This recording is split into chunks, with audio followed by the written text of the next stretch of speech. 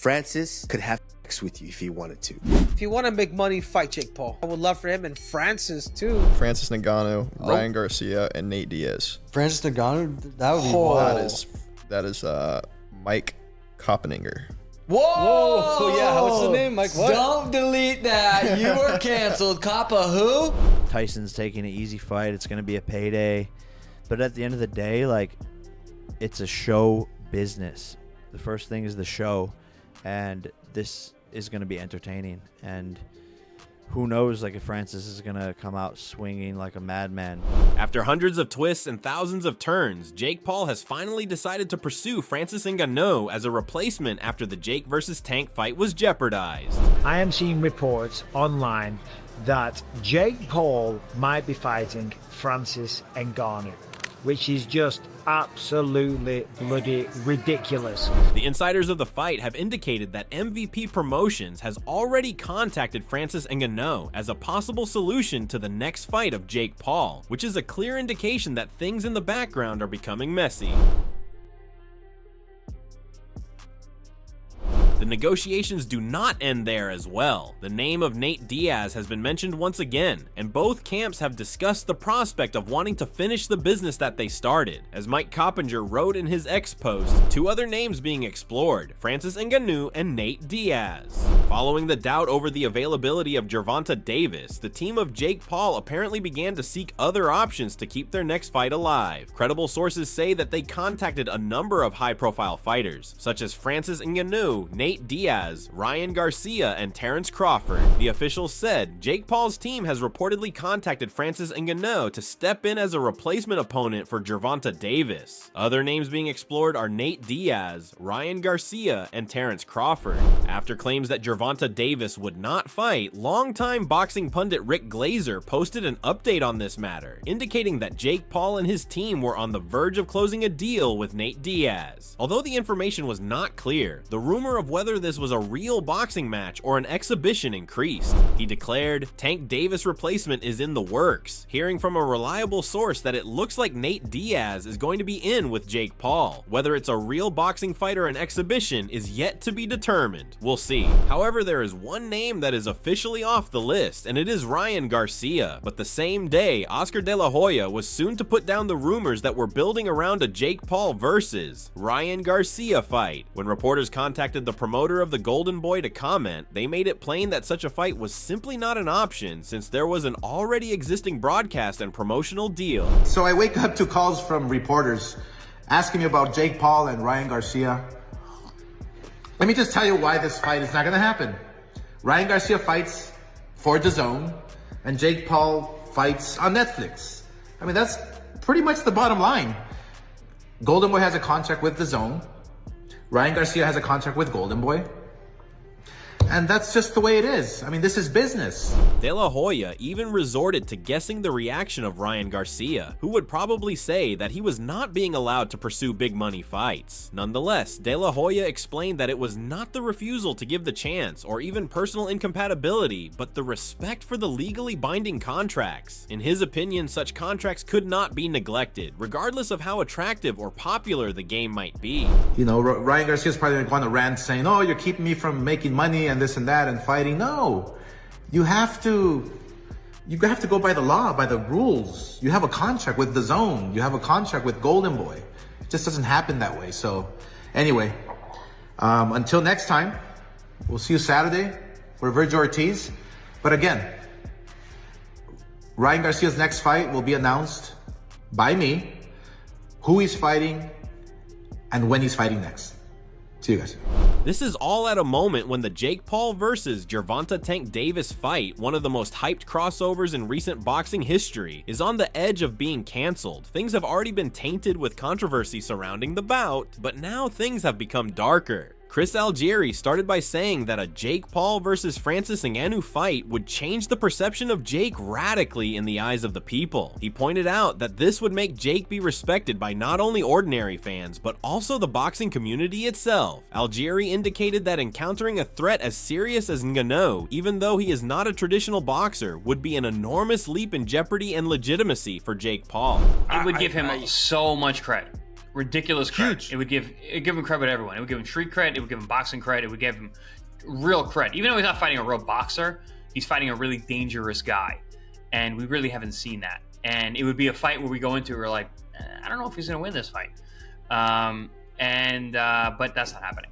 Way too close, way too soon. Algieri then changed to the reason why he thought that the battle could not occur in the near future. He claimed that the game was too huge to be arranged on short notice because it had a massive marketing and storytelling prospect. In his opinion, such a big fight had to be carefully prepared to bring as much interest and profit as possible. Another reason that's not going to happen, marketing-wise, that's a huge buildup. That's a tremendous marketing opportunity to build that fight up going into it. They're not going to rush that. If you were ever to fight Ngannou, which I'm telling you right now, he won't ever fight Ngannou, but if you were, there would be a tremendous marketing push for that because it would be so awesome. Ngannou was such a good story. You can't rush that fight. In addressing the question of who would replace Jake Paul in the event that Gervonta Davis is not available, Chris Algieri and Dan Canobio dissect the potential answers to the question during a joint podcast. I get it. You can't rush fight. You can't rush fights. You have to let them breathe. You have to build them up, and that's a big part of what MVP does. They're huge into marketing, and they're very good at it. But there also is something about a replacement fight, the excitement, the fact that we live in the social media world. It's going to be Diaz. It's going to be Diaz again. Oh man, I don't know. Let's be honest. It's gonna be a Diaz rematch. They both complimented MVP Promotions by Jake Paul because it has marketing expertise and the team understands how to create hype, particularly in the age of social media. Nevertheless, the two acknowledged that even though some of the great names were being discussed, including Ryan Garcia, Terrence Crawford, and Anthony Joshua, the majority of the thoughts were far-fetched and should have been used more as publicity than serious consideration. How are you going to sell any other? But they're pipe dreams. You can't. The Ryan Garcia fight would have been interesting. Yes, absolutely. Another fight that the build-up would have been better, but that's one I think you could do short notice, but that's obviously not happening. Terrence Crawford, absolutely not. Anthony Joshua, absolutely not. Who else did they say? Who were the other names? That's the one. Recent claims of domestic violence by Tank have cast a dark cloud on the whole event, which puts its future under serious consideration. Although there is still no official announcement of cancellation, any legal updates could put the promotion on hold, according to a number of insiders. In their podcast, Kamaru Usman and Henry Cejudo discussed the potential of Jake Paul entering the ring to replace the fight with Francis Ngannou. Both men themselves, who are former world champions, were very skeptical about the chance of Jake. Usman added that Francis had just been training with apparent violence and appeared more threatening than ever. Francis would hurt him. Well, your boy's calling him out. Next time I see this, Jake Paul, guys, I'm going to slap you 2 or 3 times. Yes. Next time, Francis could, my dog, Philly Fresh, that said this. Francis could have sex with you if he wanted to. No. Jake Paul, Jesus Christ. Dude. Don't do it. Whoa. Paul, no. Don't do it. He stressed that Ngannou was not like any other man Jake had ever encountered, as one hit would be enough to terminate the fight immediately. Cejudo accepted it, dubbing the possible fight reckless and promising to run him to pieces in case it ever occurred.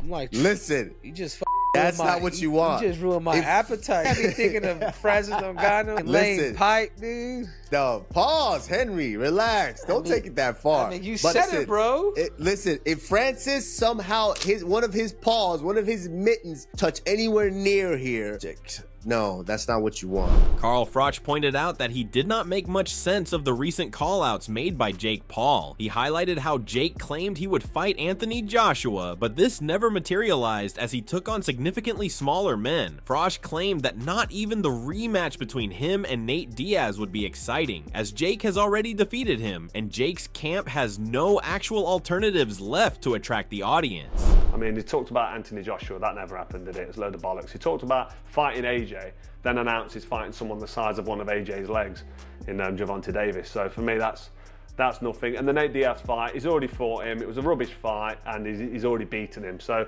really, they're in a bit of a pickle, aren't they? For Jake Paul, the altercation with Francis Ngannou would be a nightmare. Francis is one of the most devastating punchers in the history of combat sports. In addition to being a heavyweight, Jake has never encountered someone with his level of raw power, size, and knockout instincts. Jake has gained confidence by taking on smaller, more experienced opponents, but stepping in with Francis means taking on a man who can end the night with a single blow. Even after that, Jake Paul has always praised Ngannou, but would that end well for Jake Paul? I think it's great for Francis to show other fighters a roadmap to becoming their own wealthy business mogul, and like leaving the UFC where he was getting taken advantage of, only getting like $600K for fights when he's the heavyweight champion of the world, and he's now gonna go make, you know, tens of millions of dollars. I think that is the new model where fighters should take advantage of building their own brand. Jake Paul talked about the upcoming fight and how the timing might affect viewership. He explained that while the promotion and buzz around the event have been strong, the fight itself won't take place during the usual primetime slot. Instead, it's scheduled for earlier in the day due to location and broadcasting logistics. Despite this, Jake remained confident that fans would still show up in large numbers to watch. Not really like promoting it heavy. It's more so just like the fight pages posting about it. But like come fight day, it's tough because it's not prime time here. It's gonna be like in the middle of the day. But I think a lot of people are still gonna tune in. UFC bantamweight champion Sean O'Malley responded to the speculations of Jake Paul potentially fighting Francis Ngannou. O'Malley appeared to be very much shocked by the thought. He referred to it as one of the craziest fights of all. Damn. Dude, Francis versus Jake? Jesus. I couldn't see him take that. I feel like Francis would tear his head off.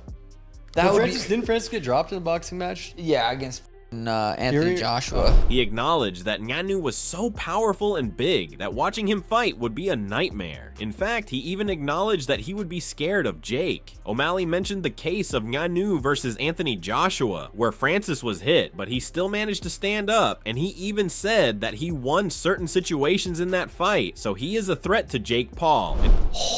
That would be scary. I would actually be kind of scared for Jake. Holy. Terrence would be kind of scary too.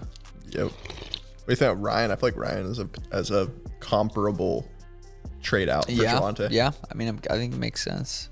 What do you think that matchup happens between those two? It'd be interesting. I feel like Ryan would be a harder fight than Gervonta. I would say so. They're the same way Gervonta beat Ryan. Yeah. So it's interesting, but I feel like Ryan would be a harder fight for Jake. Yeah, that'd be interesting. Very interesting. Middleweight champion Michael Bisping in the UFC gave his candid remarks about the situation. He acknowledged that the matchup of Gervonta Davis was grotesque, considering the giant disparity in size by itself. But when he realized that Jake was now paired with a monster like Francis Ngannou, the thoughts crossed his mind as even more implausible. We know that Jake Paul has been out there and he's typically taking on people that are way older than him, like Mike Tyson, who's 58, Anderson Silva, who was way past his prime, people like Nate Diaz, who were way smaller. Gervonta Davis really did take the piss. I mean, that was just the craziest shout ever. To go from fighting Gervonta Davis, way smaller, to now fighting boxing Francis Ngannou.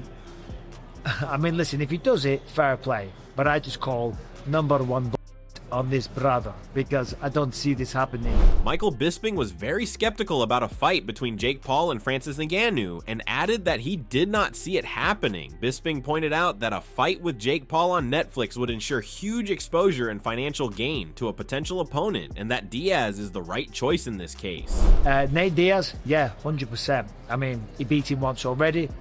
I'm sure Nate Diaz would love to get another big payday, because obviously boxing on Netflix and going up against Jake Paul, given his success, given the name that he has, and given the magnitude of his events, Nate Diaz will get paid an absolute fortune once again. We know that it wasn't too long ago Jake Paul was talking about boxing Anthony Joshua, and that never came to fruition. There's absolutely no way he would box Anthony Joshua. A fight between Jake Paul and Anthony Joshua is completely out of the question. Joshua's power and skill would destroy him. facing Francis Ngannou isn't any better. That matchup could turn into a brutal knockout waiting to happen. Realistically, Jake's only sensible and profitable option is Nate Diaz. It's the fight that makes sense, sells big, and keeps Jake safe enough to stay in the game a little longer. Bisping proceeded to remind the fans how Jake had, earlier in his career, threatened to take on fights with the highest ranking heavyweights, such as Anthony Joshua, which never came to fruition. He remarked that if Jake actually took the risk of fighting someone as big as Joshua or Ngannou, he would commend him for the boldness of such a move. If he was to do something like that, whether it be Anthony Joshua or Francis Ngannou, I'd give him his props, I'd give him his credit, and you never know. Maybe he would do it just for the clout, because in many ways it would be, sorry about the airport notifications, it would be, you know, an admirable thing to do, and it would be Jake Paul taking on somebody bigger with more experience. We saw what happened to Francis Ngannou when he went up against Anthony Joshua. He got flatlined by every single right hand that was thrown. Now today, as legal issues of Tank are going on, the promotion is in a tough dilemma. Do they go ahead and bring the backlash, or do they turn around and get Jake Paul a new opponent? And that is where such names as Francis Ngannou and Nate Diaz come into the picture. Ngannou is a source of pure muscle, crossover appeal, and legitimacy that only a few have. Carl Frosch criticized the rumors of Jake Paul against Gervonta Davis and termed it an absurd mismatch. He claimed the entire concept was part of a clown world, as the two fighters were extremely different in size. According to Frosch, Davis had lost nearly 100 pounds, and that boxing did not divide weights in vain. It was not a battle match to him, but part of a show. Jake Paul, Gervonta Davis. Joke, absolute clown world. Really fitting for fake Paul, the clown, because it's a clown show. You're putting him in with somebody who's 100 pounds lighter. I mentioned the weight disparity before. Getting on for 7 stone. It's a weight-governed sport. It should not be happening. He's too small, Gervonta Davis, against the big Jake Paul, who's in the gym a lot, training. Apparently he's fit and strong, and he has a go, and he can fight a little bit, which I disagree with, because I don't think he can. He might be able to fight a little bit. He certainly can't box. Froch went ahead to criticize the two fighters further. He claimed that Jake Paul could be in the gym every day. However, he had no actual boxing talent. Next, he turned to the legal issues of Gervonta Davis and criticized the claims of domestic violence against him. Froch was categorical that any person convicted of such an act ought to be severely punished, and he believed that no man could ever touch a woman. But these allegations against Gervonta Davis, they're very serious allegations. Anybody that's laying hands on women needs to be shut down straight away. They need to be, for me, they need to be locked up and the key thrown away. You shouldn't touch women. They're not there to be touched and have their hands laid on them. And that's where things stand. From Chris Algieri's marketing take to Carl Frosch's brutal honesty, one thing's clear: the Jake Paul versus Gervonta Davis talk has the boxing world divided between hype and outrage. Some see it as entertainment, others see it as a circus act that crosses every competitive line. But what do you think? Would you actually pay to see Jake Paul face Gervonta Davis? Or is this fight nothing but a publicity stunt? Drop your thoughts in the comments, hit that like button if you enjoyed the breakdown, and subscribe for more real boxing talk where the gloves come off and the truth hits harder than a left hook.